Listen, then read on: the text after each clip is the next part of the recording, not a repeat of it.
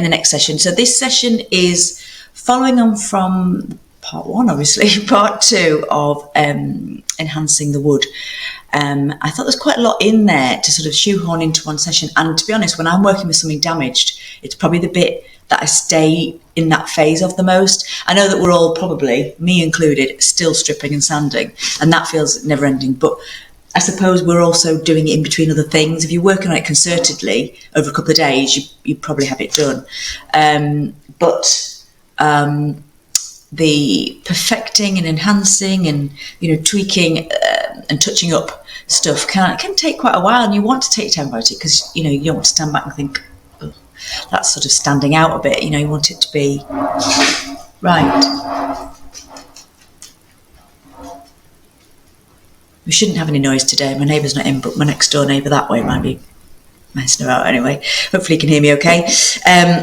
As we go through, there won't be any drilling or sanding, which is good. So yes, I thought we'd revisit the same techniques, but this time where I'm going to be doing some veneer repairs on the top section of my sideboard and looking at the application of that, because then we can use those same techniques to try and blend that in. So when you've got a much bigger, maybe a bigger gap between the colours than you might have with, say, filler.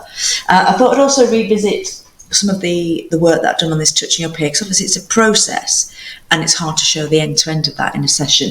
So I'll have a look back to where I've got to. It's not quite finished.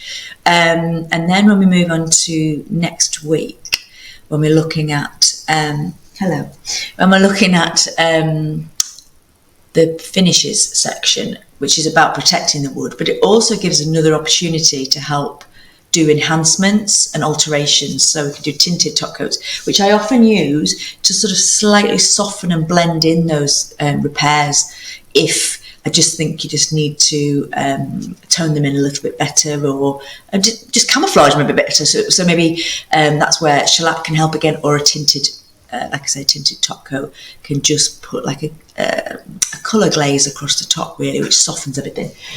And then also, I'm going to show you my drawer as well. And then today I thought we'd also have a look at the other uses of shellac as I use it anyway, because obviously there's much more wider uses of it in terms of things like stain blocking and French polishing and things like that. But the other thing I use it for in terms of refreshing the other wood on the piece. So we'll have a little look at that as well today.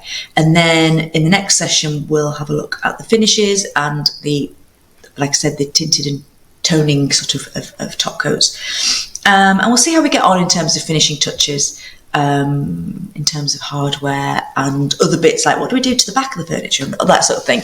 We'll see how we get on for time. We can always, as you might have seen, there's a 7th session there, but I think that might be good for just a catch up and a recap and talking about some of the quirks of furniture, like warping and smells and the hinges that won't go back on, all that kind of stuff that we can use as a kind of wrap up at the end. So do feel free to chip in as we go through, and we will make a start. So as I said, we're going to be looking really at the veneer here, but let me just recap on some of the stuff that I've been doing. At this stage, I still haven't finished prepping mine, but then I've obviously been doing lots of other things, as I know you guys have, so don't feel like I'm ready totally at this stage. I think the pretty parts are stripped, but the rest I've really got to get into. So the drawer is finally back together. You can see it's upside down here with some clamps on it. So I'm going to take it apart. There is a separate video of this being put back together. So if you have anything that's rickety, or you think that's probably going to need some serious fixing, that might be something to have a look at and see how I went about it. Because actually I thought it was better than just trying to glue some of the sides, was to take it apart, clean up that wood and put it back together again so it's sound, which is what I've done. So that has oops, let's find the dog. 2 very long clamps, and then again using my little shiny bits of, it's like a laminate I suppose, doesn't really have to be, but just to help stop the clamp leaving a mark, or the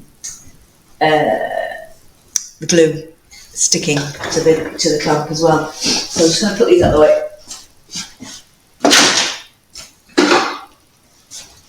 So I would say if you're looking to do sort of these repairs, a couple of big clamps can be useful.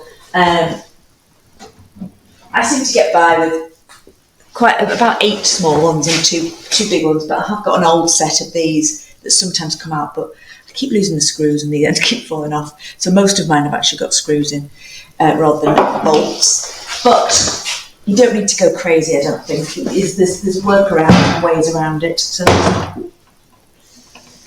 try not to damage the top of my sideboard with the clamp. Just get that one off. I knew that was going to be difficult to do all those things holding it up at the same time.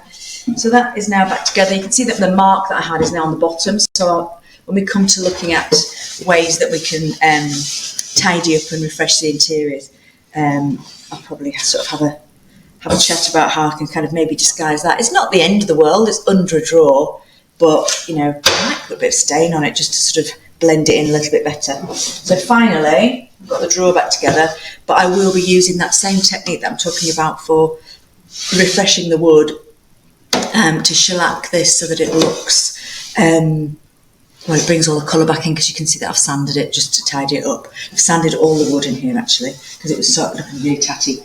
And that's the same technique that I'll use for this lovely thing. And see if that comes up as well. We don't know. I don't know until I try. Worst case scenario, you get a drawer liner, or line the drawer out, or it might be a lovely shiny gold drawer inside by the end if it's not really in great shape. So there is a separate video for that, which I will post up as soon as this session, and show you the sort of ins and outs. I've just mainly used some screws and some Gorilla wood glue for that, basically. Also, so where are we? We're up to the sheet. There we are. Let's have a little look. Let's see which order I'm going to do things in. Let's see. Yeah, let's have a look at the refreshing actually.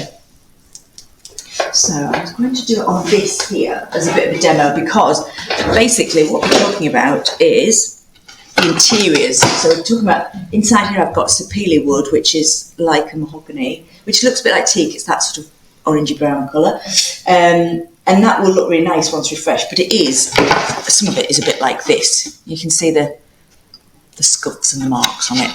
And now this technique I use to keep the wood on show, and keep it looking nice and fresh long term, because I don't want to have to paint this. Painting isn't going to stand up to wear and tear as well as the wood will, and it's lovely as well. But one of the reasons I prefer it is to using something like an oil or a wax to refresh internally, is that it will last, whereas oils and waxes generally they're going to oxidize, they're going to need topping up, and what you'll find is they'll go dull. And the best way in the world, all the lovely scented oils and waxes are a lovely thing, but I suspect the person who's applying them is probably going to get the best benefit out of them. Correct me if I'm wrong, if anybody's got one that they know has lasted for months and months and months, but I've used lovely product, Orange Oil by General Finishes, which is delightful to put on, but I've come back to something that's sold later down the line, and it did need topping up, and I couldn't smell it anymore. So the other benefit, obviously shellac doesn't give a nice smell in that way, but what it does do, it like a stain blocker, it will block smells. So if you find you've got a smelly piece and you're trying to sort of sort that out, there are different remedies out there that people talk about which are worth trying, things like cat litter and vodka, which seems a terrible waste, but shellac will actually seal that surface. But the great thing about doing this is you don't have to strip it back or sand it back completely, which in sort of professional world it's like twice as much work, in fact possibly more, because there's so many surface in there. It doubles the work. So we don't want to have to completely strip something internally, because the wood's generally a little bit plainer. Now on that note, had they used like a dark brown varnish, like a lot of us will have on the outside, which helps sort of unify how the wood looks, but sort of darkens it down, had they done that internally, this method with shellac wouldn't work, because as soon as I start to do a light sand, you'll see patches going through that. So this worked better where it's just got a simple finish on it. So this probably has got shellac on it. So when I sand, I'm not going through, effectively going through like a stain. It'll just look like a dusty version of itself. So this sort of interior, if you've got one like this, you know you're okay. But I, from experience, don't find that they use those dark brown varnishes internally because it's plainer inside. It tends to be on the outside that they use them. So generally you should be okay, but a little light sand, like I found when my legs went really pale, or these edges went really pale, I'd need to put some colour back in there. And so I can't use this light sand technique because it might leave me with an uneven finish. So, but with something like this, I can just literally get my sander out on it, take back all of these. Now this probably needed a clean first. Just realised that she meant to do that before you went yesterday. I'm going to have to risk it for a biscuit, and if not, then I'll have to strip it. But obviously, stripping something like that back to the bare wood, both sides, all inside there. Whoa, who's got time for that, really, have they? So what I'll do, I'll just do a very quick sand on it. Bear with me, because it'll be noisy. And I'm going to use, 180.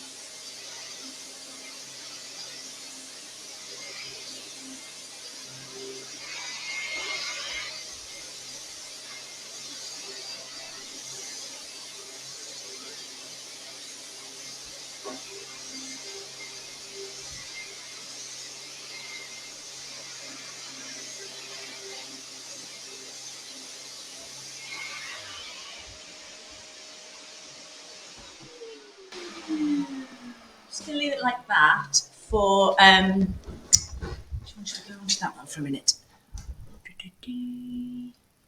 Photo. I need to know where I'm looking. I'm going to leave it like that, but I might go a bit further if I wasn't doing it in a live session, because I do have hanging about. It's around somewhere. I'll just use a cloth for now, a dry cloth, get the dust off. So I'm not looking to make this absolutely perfect because I don't need to. And in fact, if you had quite a good surface but it was just a bit sort of scratched looking, you could just put the shellac straight on. Shellac will stick. It sticks to anything. So it's not really about trying to scuff sand to key the surface in this instance. What we're trying to do is get rid of some of the stains and the marks and sort of clean those off. So I've got a scratch right in the middle here, which, let's just say this is, I'm aware I've got some sort of scratches in the middle of that there. And that's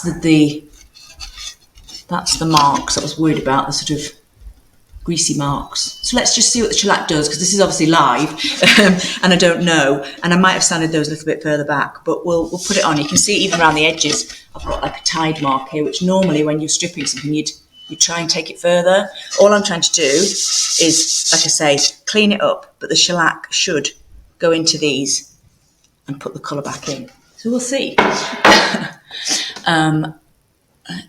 Let's just go back on that one, because otherwise you're just looking at the side of me.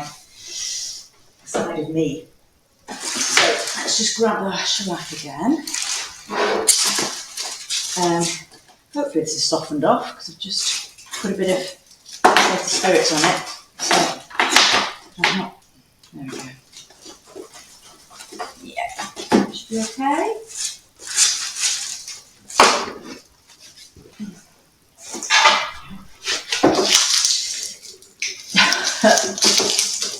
Come on. Thank goodness for the greaseproof paper. Just put it out.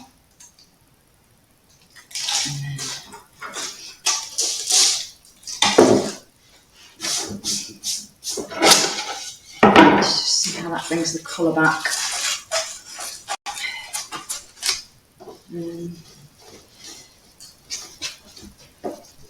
And really, you could just go around and do one coat of this. Trying to make it even. Obviously, we know that if it builds up a bit and you end up with a slight drippy bit or gloopy bit, you can just give it a sand and just go over it again with the shellac. It sticks to itself, it sticks to other things beautifully. And it's very forgiving like that. So, there you go. There's a couple, I could have gone back a bit further. Let's just come back to the camera. I could have gone back a bit further in the middle there, but that's not bad. And that can go straight back in once it's dry. There's a little scratch right in the middle. But how long did I sand it for? Not very long at all. But you can see around the edges and the way the colour's popped back, that did not need stripping back completely. So it's just a light sand and a coat of that, and it looks pretty much like new. So that is a real time saver and a really good way of bringing back the wood to what it was. Same sort of scenario here. So I can I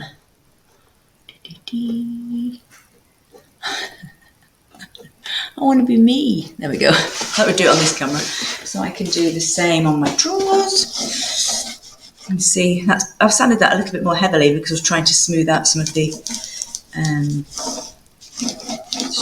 slightly cack-handedly, but you get the idea. And how the colour just comes straight back in that. But the sanding was quite rough on it, and it wasn't even.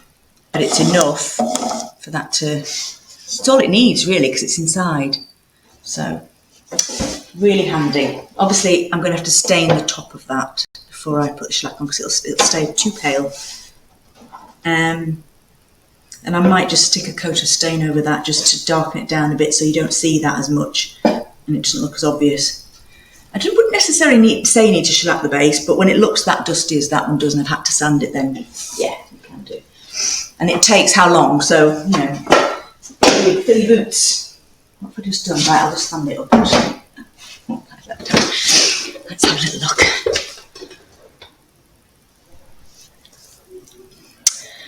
So let's just have a little look at this question.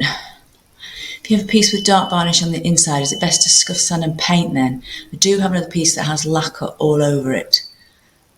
Can we have a little look at that? If you could share that ahead of the Q&A session, and I can have a closer look at it and see. If it's unusual. It's unusual.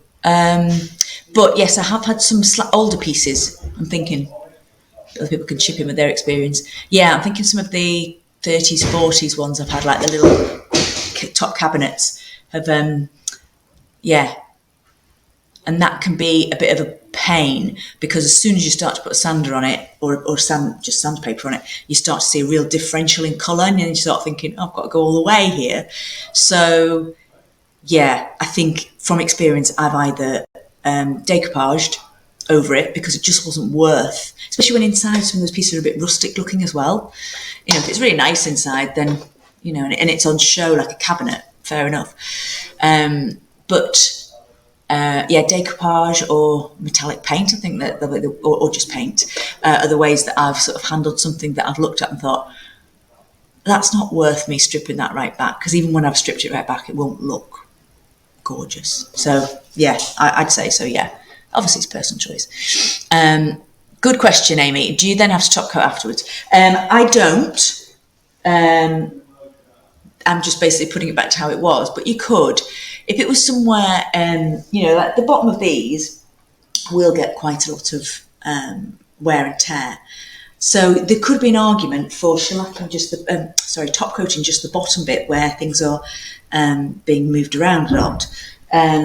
Of course you could do it all, but obviously we don't want to spend more time than is actually in the value of the piece doing how much we can get for it. But there could be a good case for doing the bottom and even maybe the drawers, because then you can avoid that future issue that we're now sorting out on these old pieces of things like ballpoint pen and alcohol and stuff. And alcohol might still affect your top coats depending on how long it sits there, but they might stay looking better longer term than if you just leave it as shellac. So yeah, depends on the traffic and the wear and tear on it, I suppose. But I generally just leave it like that, to be honest, rightly or wrongly. But a quick wipe over with a top coat, yeah.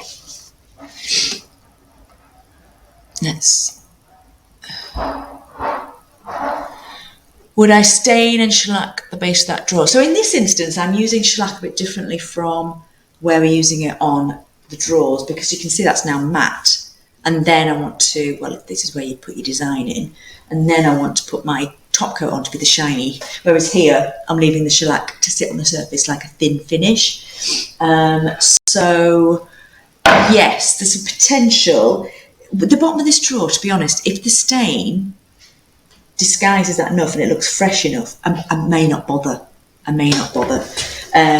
It's all about appearances. It's like the back of a piece of furniture.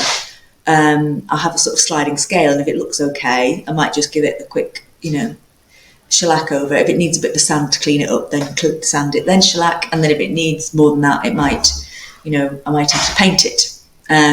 Sometimes you get away with just a coat of stain, like I might put a coat of like black stain on or something, so it still looks like wood, but because it's quite dirty, it needs it. So it's a bit like that. It's triage and your own,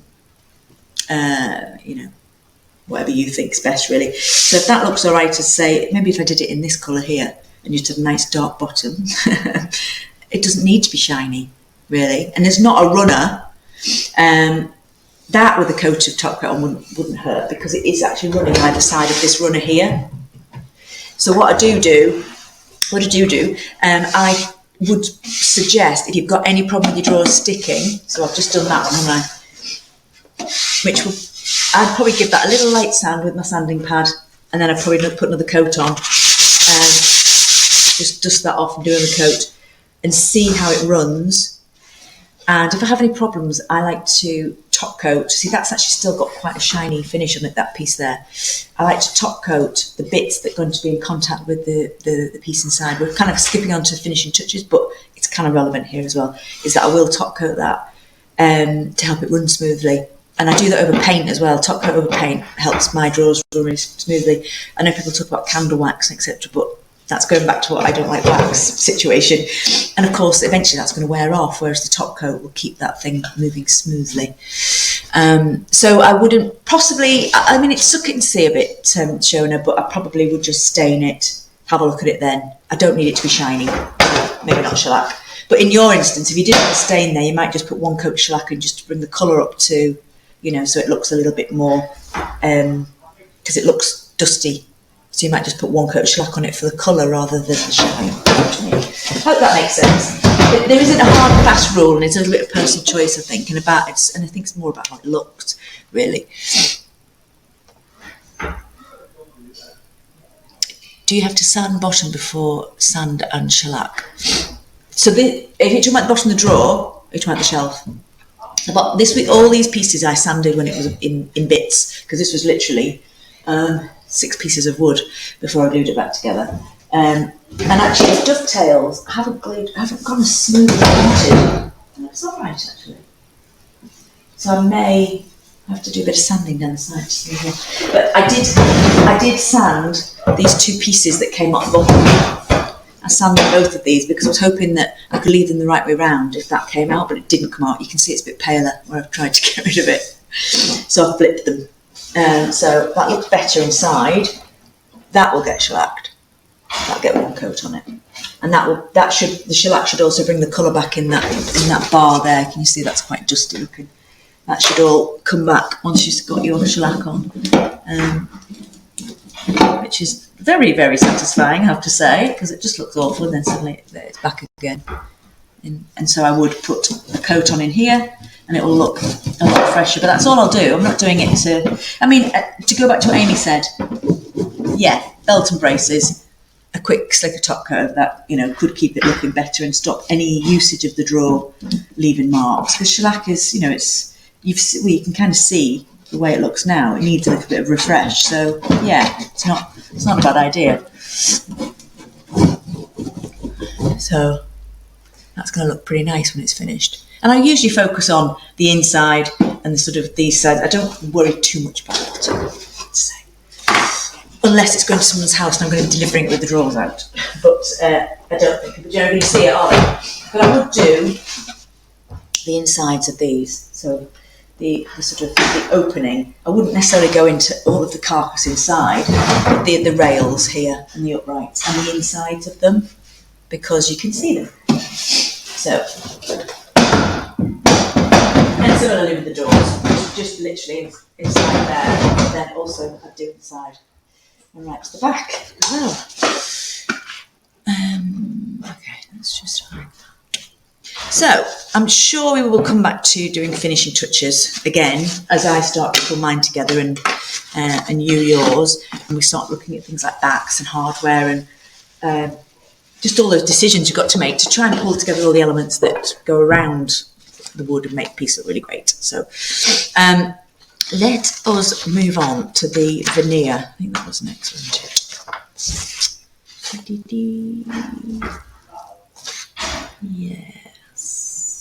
Yes, we'll do it next. Because actually, what I'll do, let's get the tin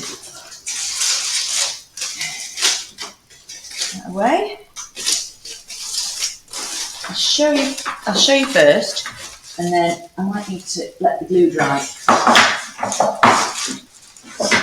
Let's put this one on as well.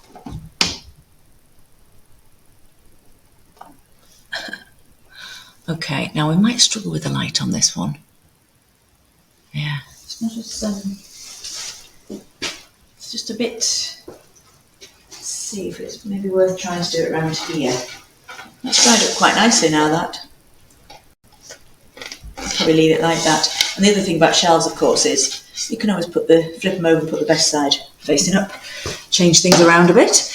I think I might need to do it over here because it's pale wood and I can see how glaring that is. So let's do that. Let's do that. Let's see if we can do it over here. Best laid plans and all that. So this is my top section. It's got a little prop so we can see what I'm doing. It's actually upside down. I don't know if you can see it properly there, but I'll bring the camera over in a minute. But it's like, it's just literally, so it's got two shelves, do you remember? And a door in the centre. But it's upside down, so this is actually the underside of the top, which will be visible like this. This is quite badly damaged. So I'm going to get this thing set up and I'll look at it.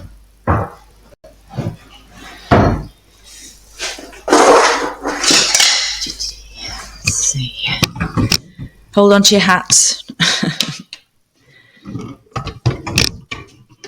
Stuck behind the table. Okay. Let's see. Can we go any taller with it? Maybe, maybe not. Oops, put it on there. So, let me just check what you can see.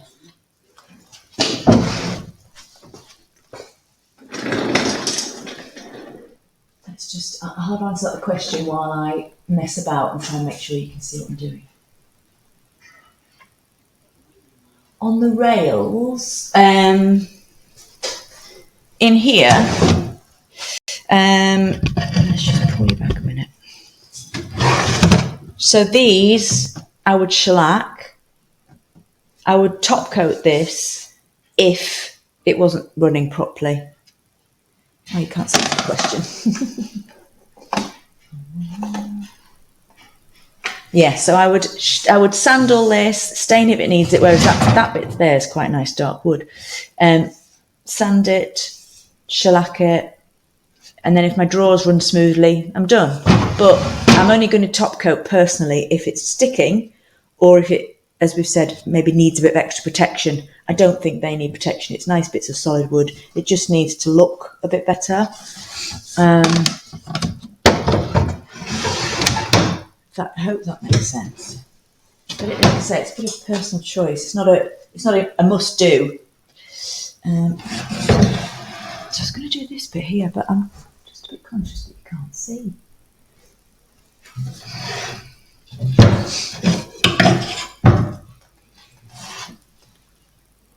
Right. How does that look?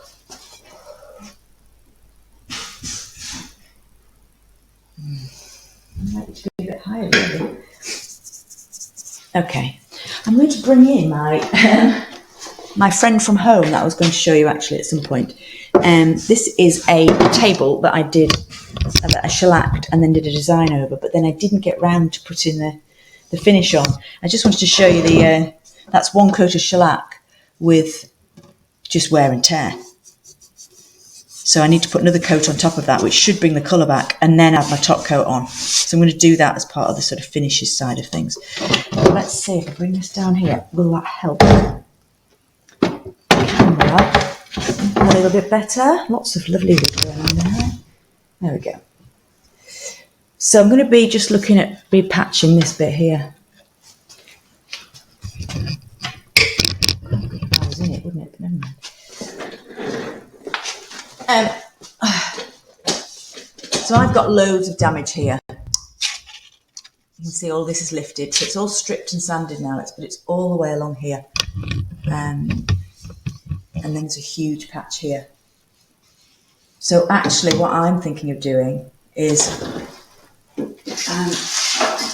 I've got my veneer sheets. That's quite glaring as well, isn't it? Sorry, I really do struggle with the lighting in here, just overpowering everything.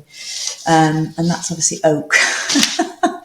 I'll hold it down here. So I bought some oak. I'm not actually convinced that is walnut here. I think that is oak on the top bit, whereas I think that's walnut there. But anyway, I just wanted something with quite a pronounced grain. But you can see it's quite pale. So in looking at this, even though this is quite nice here, I'm struggling a bit, guys. Let me just tinker. I can't push the sideboard stuck on something. I'll get it away.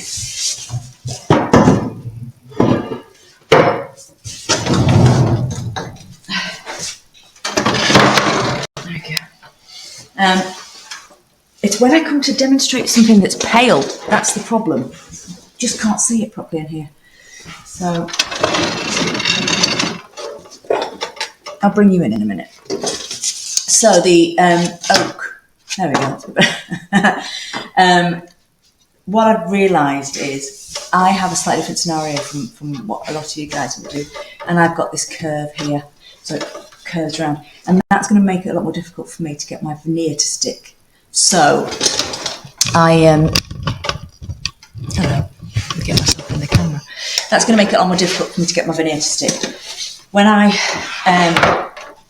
look at it, and if I get a small piece of veneer and try and bend it round, it starts to crack because the grain is going down and it starts to crack. So actually what I think I might have to do, well, there's one thing I could do is I could fill it and just paint it, but it would give me this gold section going up, and then it's like, well, do I have to paint the sides then? Do I have to paint the bottom then? And then I've got this gold thing just on the top, and I'm not sure that's what I want. I think I want it to be wood. But I've realised that in trying to re-veneer curves, that actually doing the whole section and bending it forward seems to actually work better than trying to start it just on the edge and do those spot repairs and bend it forwards. So that's specific to my piece. Mostly when I've done veneer in the past, it's been flat, so I've been able to weight it down.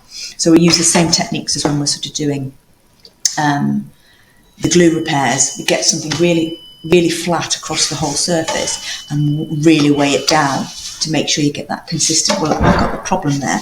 So I'm going to use a technique that I've used before that does sort of eliminate the, is it going to stick when I take the weight off as it's stuck down evenly, because you're using heat. Now the other option is you could just buy it ready with the adhesive on. You can buy it with a ready-made iron-on adhesive or even sticky-backed veneer.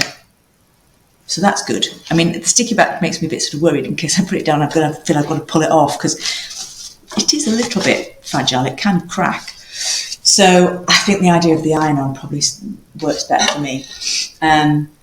But if you were doing the whole side of something or the whole top of something, the peel-offs and adhesive stuff does have an appeal. Anyway, but I'm going to do a patch repair here just to show you what I would do, so at least you can sort of see it and think, okay, it's not that scary. But I think, given all the amount of damage I've got along here, I might be better to strip it all off. I might wish I hadn't started doing it. Sometimes it's like, you know. But if this is successful and I like the look of it and I can blend it in easy enough, maybe I could do more of it down the edge. So we'll see. So what I'm going to do is just take a bit of the veneer to fill this particular patch. Let's just bits of too much wood. So I'm going to go for this one here that I previously cut out on one of the other demos, didn't I? So I don't know if you can see actually that is a little bit shiny, because I've started basically creating my own adhesive on it. It's got, at the moment, it's got 2 coats of wood glue. So I'm essentially sort of creating I'm sizing the wood. And that's particularly helpful here because, as you can see, this is plywood and it's quite absorbent. So it's soaked up a lot of the glue.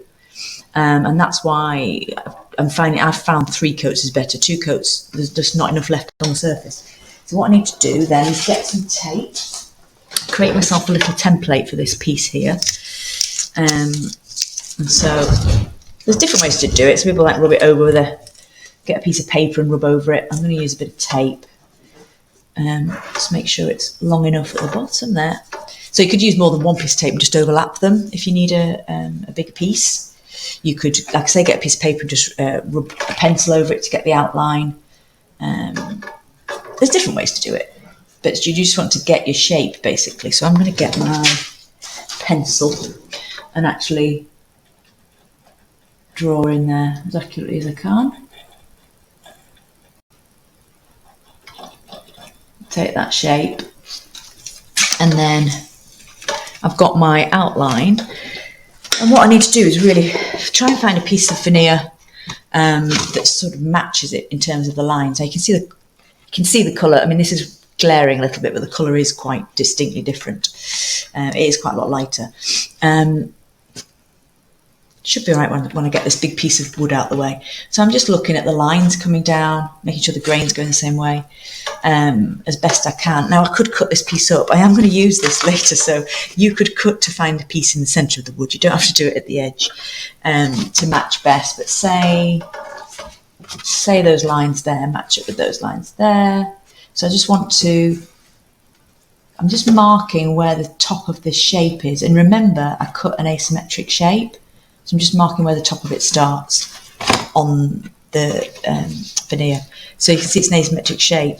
It might even be better if that top line was asymmetric as well, because then you're not seeing something really obvious. However, on mine, the light probably will catch along here, so that line might be less visible as a result. So or maybe sensibly you want to be inside here where the light isn't catching, but anyway. What I'm going to do then is take the tape. Now you could actually cut that out to make it easy to see. Another way that I've also done it, let's get some scissors. Another way I've also done it is to transfer that shape and cut it out into a piece of plastic. Let's do that actually, because then you can see what I mean. So I could cut that little shape out there, and then I can stick it on over the top. But if I make it out of a piece of plastic, I can actually then see the shape of the wood that I'm cutting and just sort of line it up. So let's just do that. These are rubbish scissors. I'll just hack at it with these scissors. That's the problem with workshop scissors. They get grabbed and used for all sorts of things, don't they? Or is that just scissors? They were all right cutting wood, strangely. That's probably right, isn't it? Yes, good question. Yes, definitely good to have an irregular shape to try and fool the eye a little bit rather than a very regular one. It doesn't need to be crazy, but if you've got some veneers actually break off in a spiky way, you want to sort of sort that out but not square it off. Right, so I've got my little piece of, I'm not sure how accurate this would be with the scissors. Oh, hang on, that's the wrong way around. That's the problem with talking and doing it at the same time. Oh, I see. So what we also do want to do is make sure that our veneer piece is a little bit bigger, so then we can smooth it into position. Sort of sand it, the profile of it down to fit rather than it just being too short.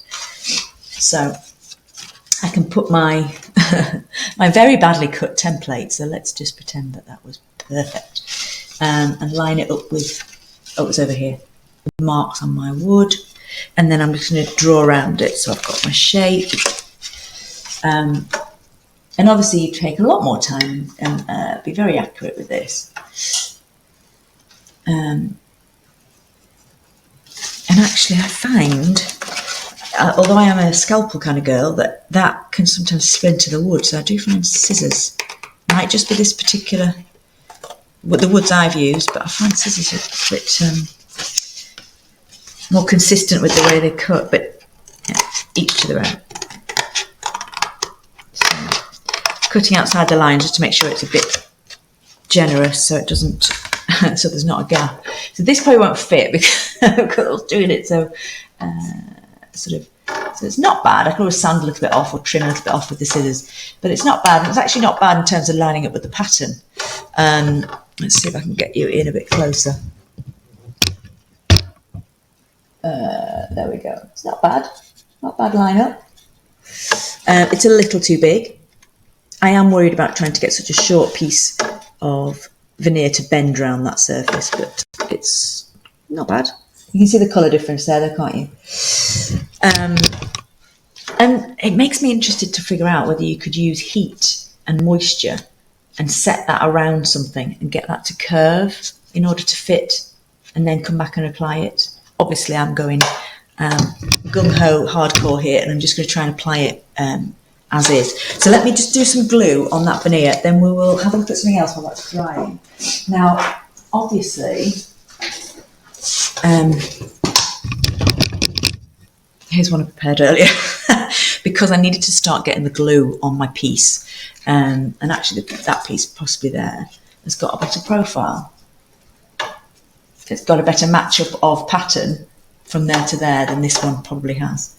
But I've got 2 coats of glue on there. So all I've done is applied it very thinly, let it dry, the wood glue, and I'm going to add a third now. When I've done very large pieces, they can tend to warp a bit. I mean, if you've not seen veneer before, you'll see it is a bit uneven. It's not completely flat, so it's fine. With the weight, it'll go down. But the glue can sort of cause it to ripple a bit more. And so I've ended up masking taping it down and putting sort of sizing it with the glue so that it doesn't stretch. A bit like when you stretch a canvas, you know, when before you're going to paint on it. I'll do that first, then I'll cut my shape afterwards. And I've got some very large bits of veneer to do, which are now on order, some mahogany and some sapele for the tall doors on my other piece. And I wasn't able to get them adhesive, so they're going to have to be done that way. Or I might do them with the cold glue technique, which means then I'm going to have to find something like a really big plank and put lots of weight on it to make sure it's even. So that's why I quite like this hot press technique, because you know it's once it's stuck, it's stuck. So I just grab a little bit of glue. This is just a bit of Gorilla Glue. And I've got quite a nice flat brush actually for this one because I want to be quite accurate with it, especially here. I want to make sure that I don't go onto the wood around it. You could mask it off, obviously. But for the sake of this, just do it this way. I want it to be nice and smooth and even. Don't want any lumps or bumps. And then we're going to let that to dry, and I'll just update you on the my touch-ups while that's drying. Got a little bit there. And the same on this piece. But because it's small, it's not warped too much, so it's okay.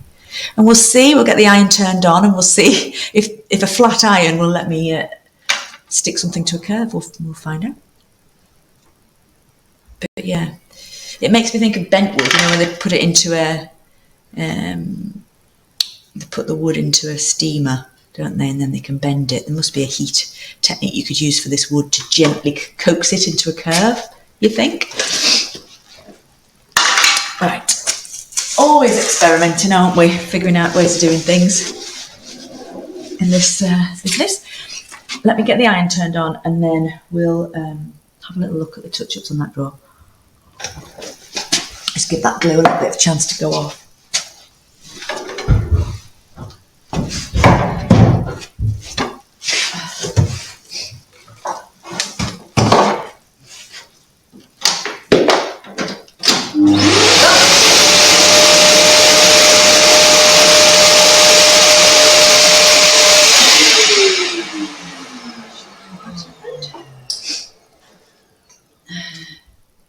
Don't want the steam on, obviously. And shift you out the way. Leg's about to fall off. That's another thing I need to do here.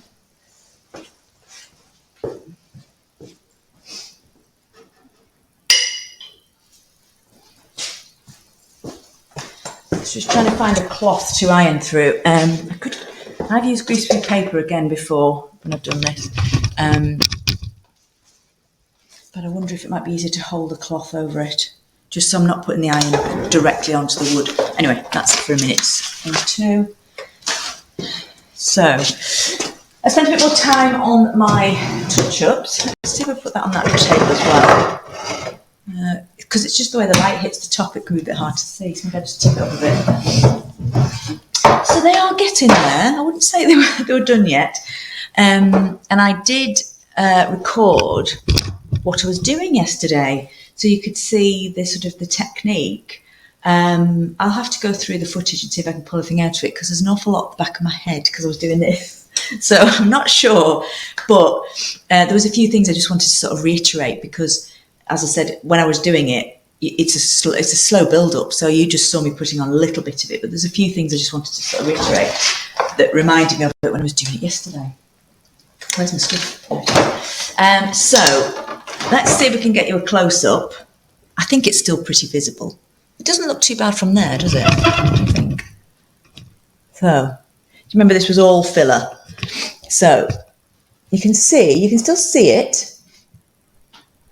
still see it, can't you? There, for example, you can see the plywood still. I don't know if you can see that stripy effect going the other way. So there's still quite a bit of work to do on here. Oops, just lost my papers. It's getting here. But, so you can see it's shiny. We don't worry about that because it's all going to be shiny, isn't it? So if I just lift it up a bit more, we'll lose the shine and you should be able to see the colours a bit more. So it's starting to disappear. Oops. Just bear with me, I've got my legs stuck on the table. Right, sorry. Somebody get me a video producer, please. It's too many techniques to be doing at once, isn't it? There we go. So this is all damage here, all the way along here. So you might be able to see the line, and you can certainly see the shine. But when I go across the top, the shine will go, and you can see the pattern starting to... So this is all damage. Still got some work to do here. I did this up with only 1 coat of shellac on, though. So if I just slightly wet my finger, you will see the colour go back in. The natural wood here that I'm repairing to is a bit dusty, which is my fault. I should have put another coat of shellac on. So it's not as far away as it looks. So don't worry about the shiny if you see those patches. But what I would say is definitely when you're doing it, you need to look at it from above and you need to look at it like that as well.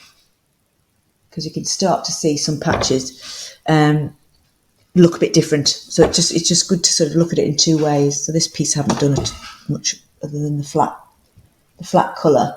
And then what I'll do is I'll come back and put some darker flecks through it. But when I get to that point, I will start to actually put some flecks from the wood across my patch, not just on my patch. Because the more I build this up, so there's a bit here that's actually going across it, and there's some black bits here. Those black bits there are actually going across the border of my patch and up, so they draw the eye along those stripes. That's a bit there as well. So that's original, that's not. If I just did it in this bit up here, so I'm kind of almost accentuating, but making it the same type of brush stroke or the same mark, which disguises that edge. Then eventually what I'll do is I'll probably put a lighter colour, which will disguise that sort of torn edge that you can see a little bit of. So it's starting to disappear, just a little bit more work on it. If it gets too overworked and looks too flat, don't worry about it. The best thing to do is to sand it back a little bit because you do want it to be fairly translucent and not solid. What's the other thing I was going to say? Oh, and the other thing I was going to say is when I'm dipping into just getting tiny touches of colour, don't let your brush dry out. Keep going back into the top coat and moistening it, because you want this to look really flat. You don't want to get lots of texture here from the dried out paint, and you don't want thick paint. So you can see it is quite thin. It just needs a little bit more finessing just to sort of hide some of this sort of ripped edge, like I said. And that bit needs definitely a bit more colour. In fact, I kind of wish I'd made sure that I had filler over that bit of ply, because it would have been easier to disguise, but and I can always go back and do that. Then at the end, if I feel visually it needs it, this can have a coat of shellac over the top, which will help put a golden cast across everything. It'll really disguise it. Or I can put a tinted top coat. So it just got a little tiny bit more. I'll see if I can catch a little bit more of a close-up of these without my head in the way, but you do need to get in really close. So anyway, I hope it's helpful to see it a little bit more in detail of where I'm up to with it. Okay, let's have a little look at our glue now.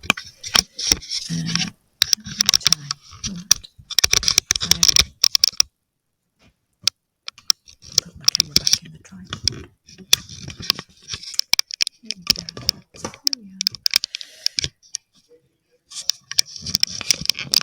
This is the problem. This is the best camera. There we go. Right, away with you.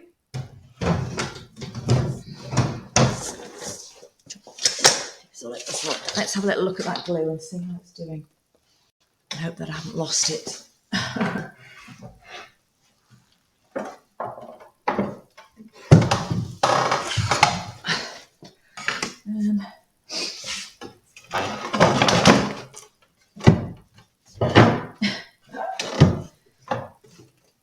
Let's see. There we go. That's not bad. You can see the difference there. Whether I can reach it from there with the iron is another matter. Right, so that's still a little bit damp. So what I might do is just grab the hairdryer. So 2 minutes. Well, not even that, but just long enough for it to go completely translucent. You can see it's still a bit white. Oh, that's not working. That's not working.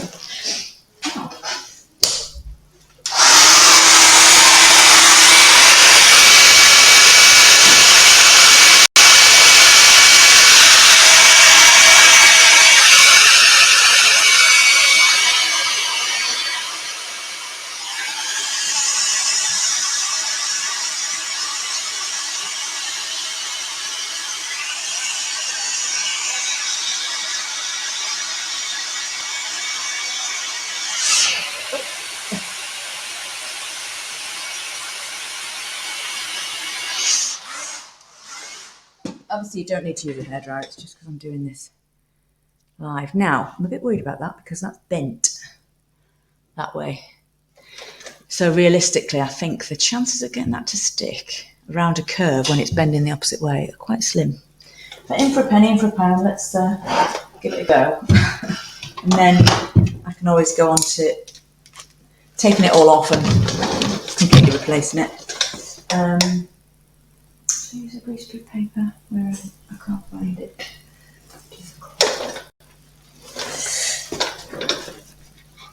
So, if I can find it, that would be good, because then you can see what I'm doing. No.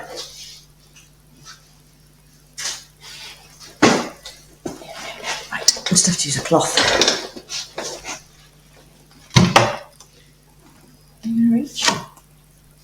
Not really.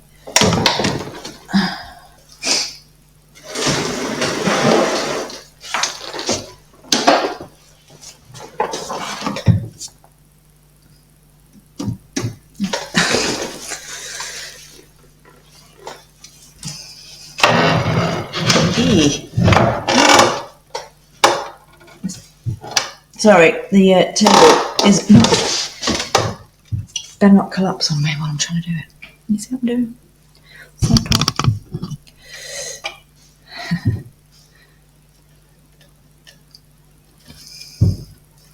Wow. The things that I do live. Being right-handed, this could be tricky.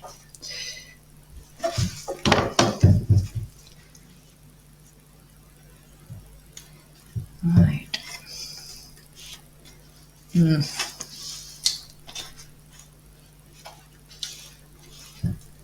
Oh my God, this is really difficult. I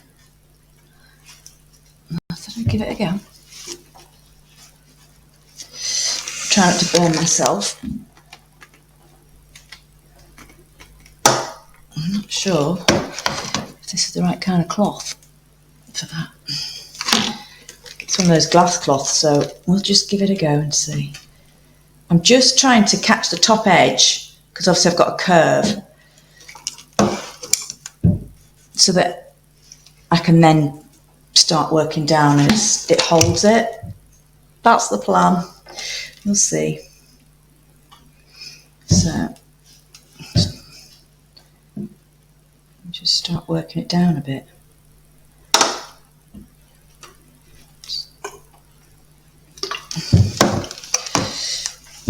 So I think it just needs a bit more convincing at the top there. And of course, if I don't get it complete, you do want it completely tight if you can, but I can always add either a little bit of sanding dust, or mix with glue just to fill in that gap, or a bit of actual filler will help me just blend it in. But hopefully let's go this way. I don't think that's the right kind of cloth, to be fair. It's possibly melting the cloth. Let's see. Yeah.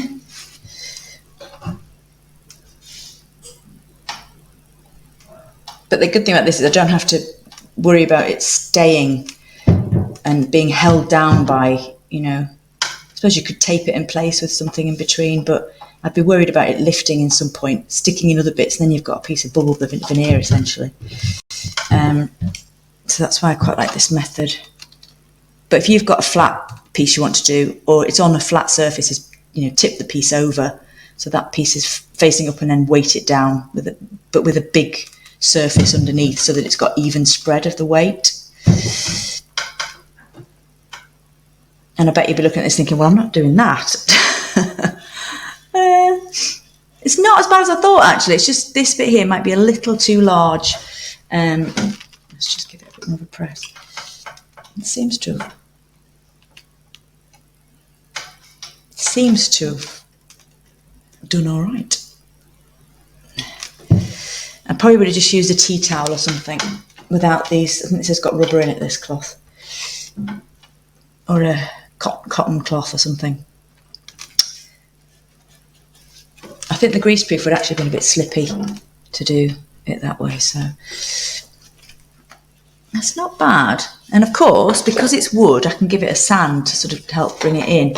And the good thing about that, obviously, now, I would leave it and I would let it cool down, is that you can start to work on it a bit sooner than, obviously, if you've glued something, you're going to have to leave it, and you want to leave it to make sure it's properly dry. So this is the same technique as if you'd already bought it with the iron-on stuff, but obviously follow their instructions for the heat, and if they recommend anything specific in between the two. Some come with a paper backing, some of these veneers, and they have specific instructions on them. So different types, but this is just a wood. There's no backing on it. So, and that's why priming it with the glue a few times over is a good idea, because it just absorbs in at the first. That's not too bad. It's just a shame that piece doesn't match up as well as the second piece that I cut.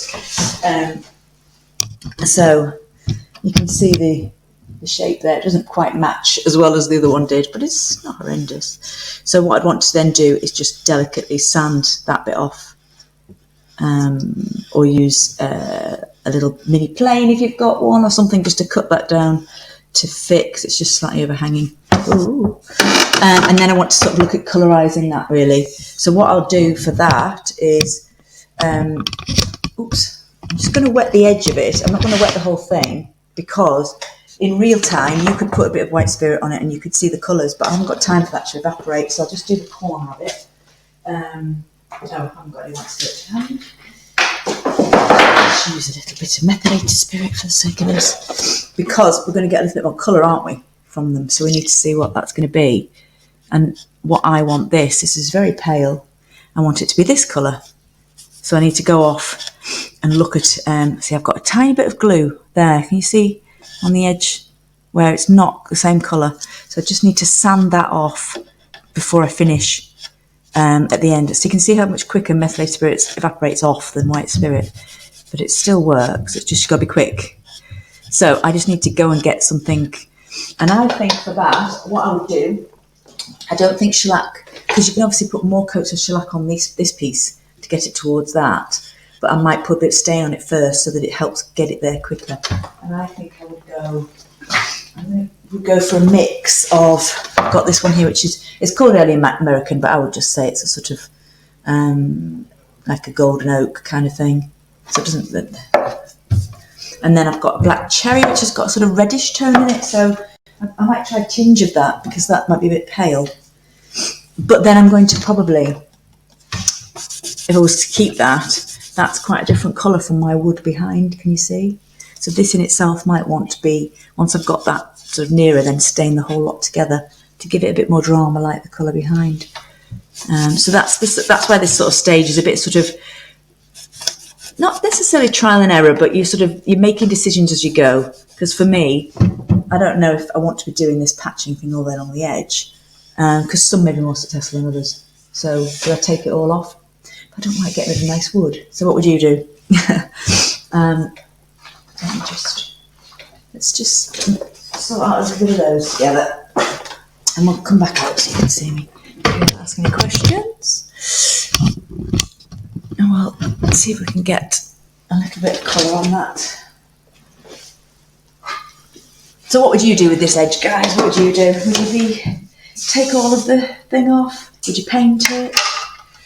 Interested to know, but it is very much sort of working it out as you go along. I think once you see what the furniture is, this is what I say about listen to the piece of furniture. It's definitely my ethos, is to let it speak to you. I need to find a slightly bigger brush than that. I've got a brush down here.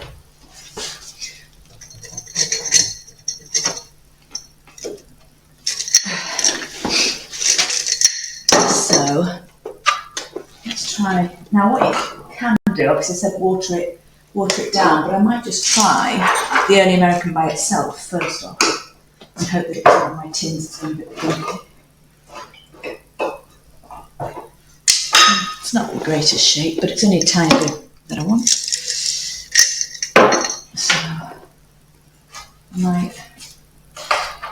So what I can do is use, where's it gone? On the floor. Let's try the piece that's not attached and sort of use that to test the colour.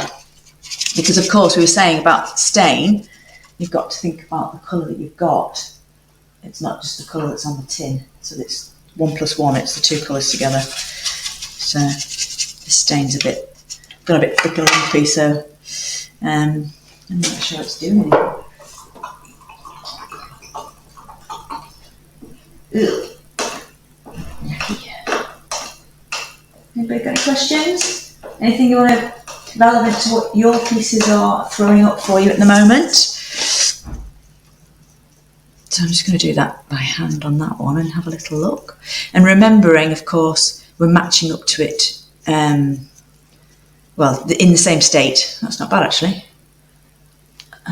It's quite nice. So I'm glad I just decided not to do a mix first. That's why sometimes I have to go back a step because of just to adjust the colours. That's not too bad. But I want to, so they either match them up both wet or both dry, because this might change. So let's just wet around there and put it next to it.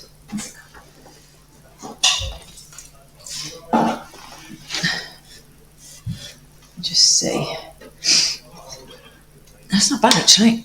That might just be the look of the drawer, but I suppose your eyes do get used to things, don't they? I might even take that other piece off and put this one in.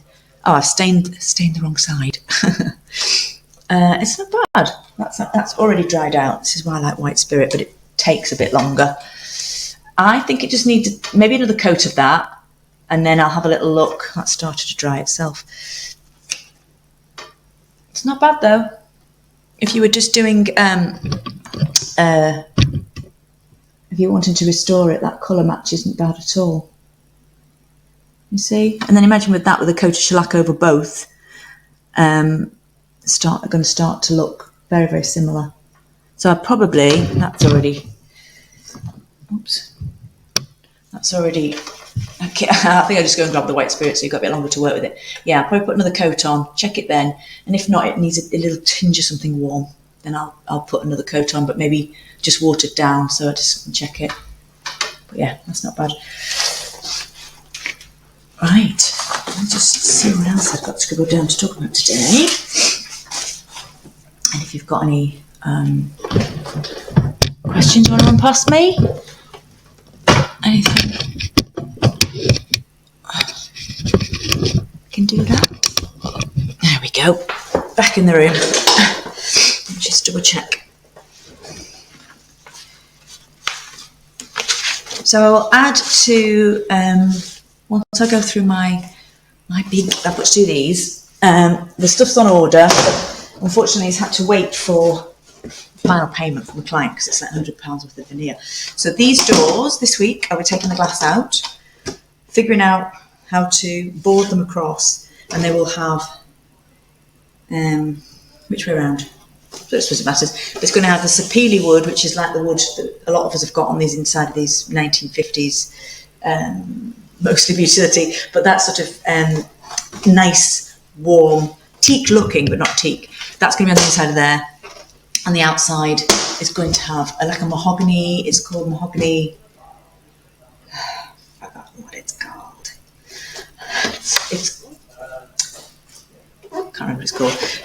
I'll talk about it when I come to do it. So that's going to be inset in there, so I end up with the same framing effect of the wood going, because the grain's going outwards on this.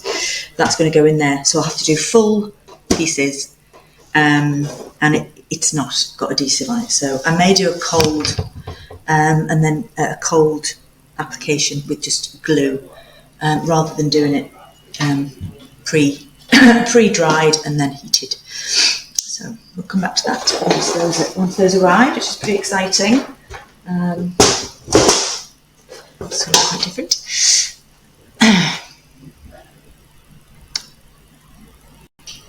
Let's have a little look.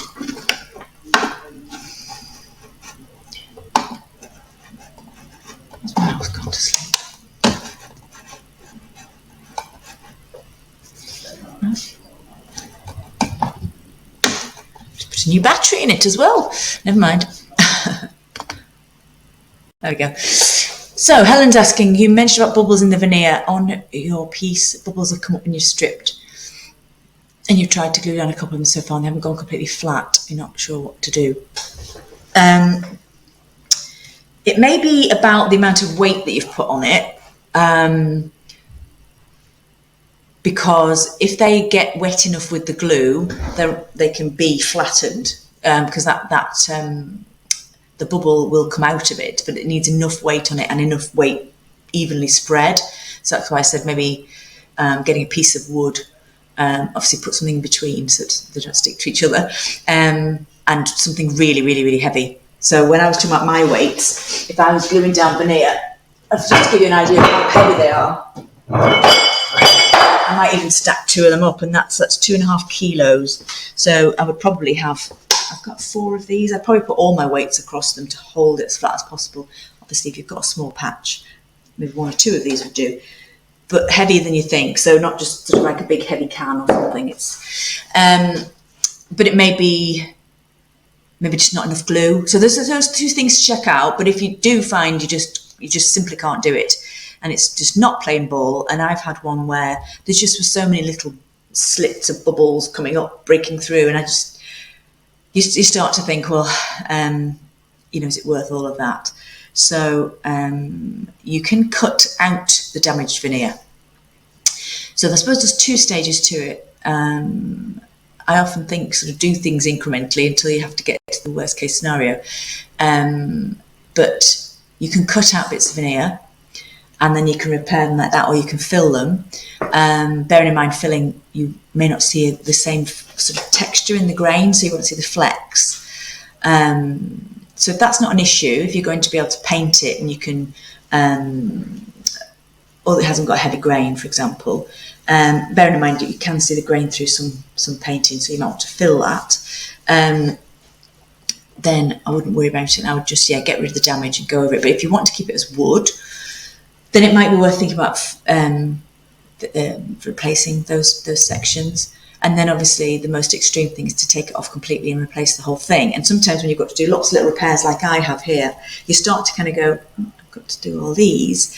And it just needs one of them to look a bit obvious. Whereas if I actually stripped it all back, now I don't know how easily that will come off.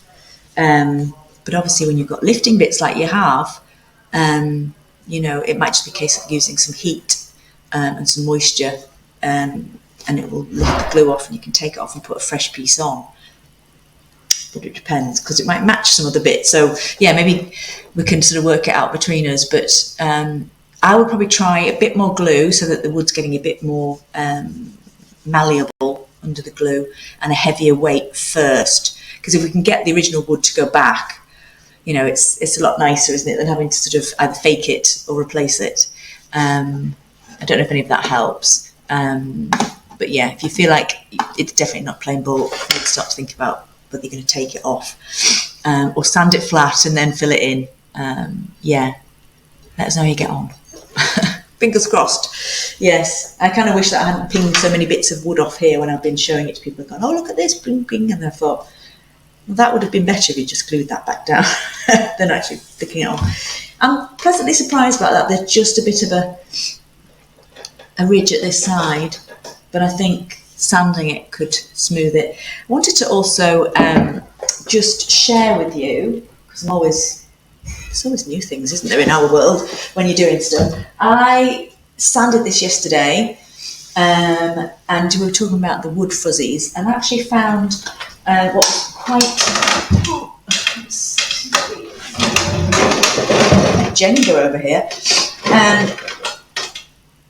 I've been using a mesh on my sander. So some of us will have festoons. Obviously, people who are starting out or not doing it professionally, you wouldn't need to invest in something like this.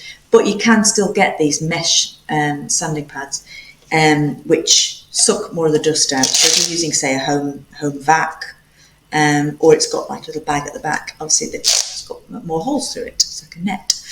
And so I've been buying these Pro Net from Amazon, which is quite cost effective. You get, I think, did I get 20? No, more than 20. Must be 50, I think. 55 different grits for 20 quid.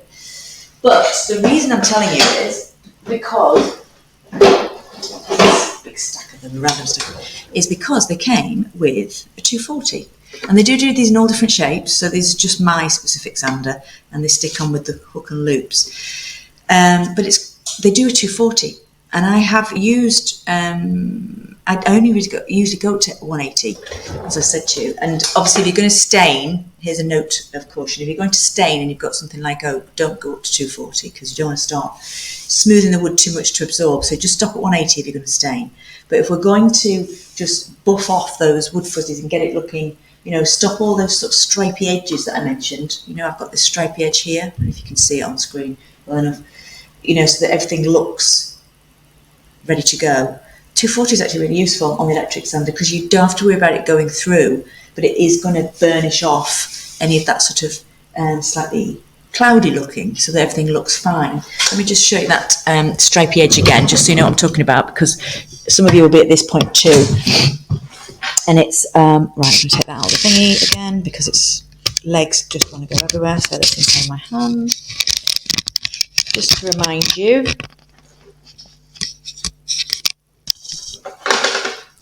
is, you see the corner of my, here, that is not the light hitting, that is white.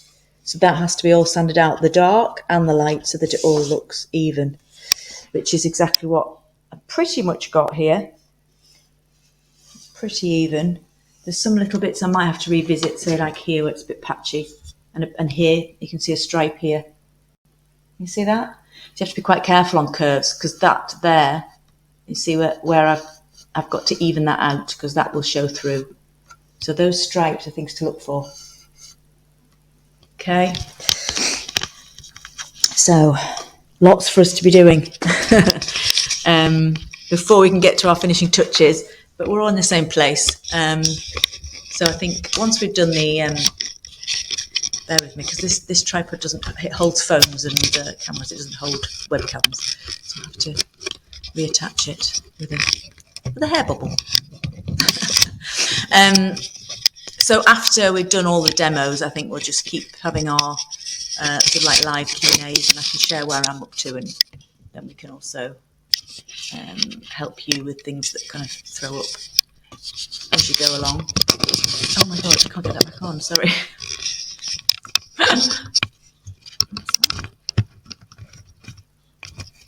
Sorry guys, I've been a bit of a... there we go. Have I got it back on? Right. Hope nobody's brought up their breakfast as a result of me doing that, but it's just...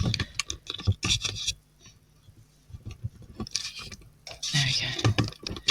It has got like a screw-on thing, but the problem with screwing it on is I can't take it off to go and show you things, so... There we go. Right. I think that was everything for today. Let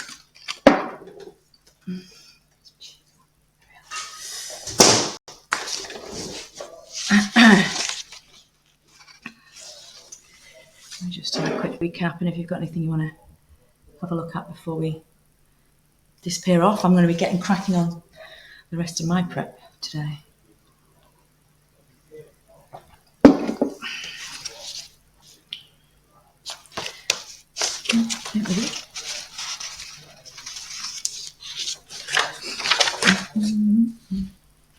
Yep, that's everything for today. So yeah, over the next coming days, I'll start to put together the information on the supply list for finishes, so you can see what I'm sort of recommending to use and get in with buying your supplies. I am in the process of trying to sort out a discount code for you for another paint retailer. She's got a brilliant selection of stuff that you can use, so you don't have to worry about me not having the stock, but it's easy to get hold of. And of course, if you've got your preferred own products, that's absolutely fine as well. It's just to help people get started.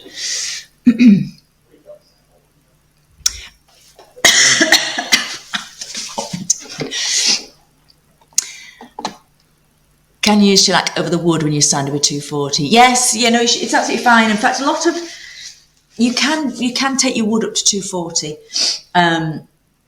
It's not a problem. I think there's just some woods that you can sort of seal the grain, so I just have made it a rule to say 180 just to make it easy for myself. And of course, that's where you stop when you're painting. So it just makes, although I know, for example, the fusion literature says to scuff sand did they say 220? But anyway, I always think that's not enough. But so 180 is I just sort of generalise it across the board. But I thought that was quite handy when you've got an old wood like this that starts to get that slightly ghostly cast on it. And I think the 240, and so really it's just burnishing that off rather than closing. If it was sanding directly on the wood, it'd be different. But it is actually just taking off that slightly waterlogged white cast off the surface. That's what it's doing, rather than sanding the wood below. So if you've scraped or heat gunned, you probably won't have to address that sort of ghostly thing so much, because I think that's where the wood's got wet and dried out again, and that's why I think we just need to knock that off. So you might not have encountered it. And so I think just some wood different from others. Sometimes it happens, sometimes it doesn't. But yes, you can, and I certainly will be. Just got to decide what to do with this. Whether do I bite the bullet or do I try and patch up? But I think part of the thing is I haven't decided on a design for it, and that's probably what I need to start to think about over this coming week. Is once I've finished all the prep work, I want a lot of it to be wood, but do I want to do something with this top section? Difficult, because often we'll do maybe metallic interior because it looks quite nice when you open the door, but of course my wood continues on and it continues on here, so the door sits on top of it, so it's like I mean, I could paint the size, but then it's like, what's the point? So I need to sort of nail that down for my finishing touches, like the legs and so on. So I'm starting to think about that things, but there's enough to go on right now. Okay, any last thoughts, comments, questions? Otherwise we'll wrap up, and I'll see you on Thursday night for a general everything, whatever we want to catch up on, and I can go through some of the updates people have shared and see what everybody's up to. Hopefully I'll be having a bit further along myself. Super duper. Right, well, I shall love you and leave you, and good. I didn't know you were there, Nadine. So I must have missed you saying hello, but great, good stuff. And just post if you need any help in between, if there's anything you're trying to decide on. And I know I mentioned on the inside of that cabinet, the stain and etc. So just give me a shout and we'll have a look at it together. And I'll catch up with you soon. I've got a couple of videos to upload, but I'll put a post in to let you know that they're there. So yeah, thanks, Helen. All right, see you. Thanks, Amy. Have a good day. Take care, everyone.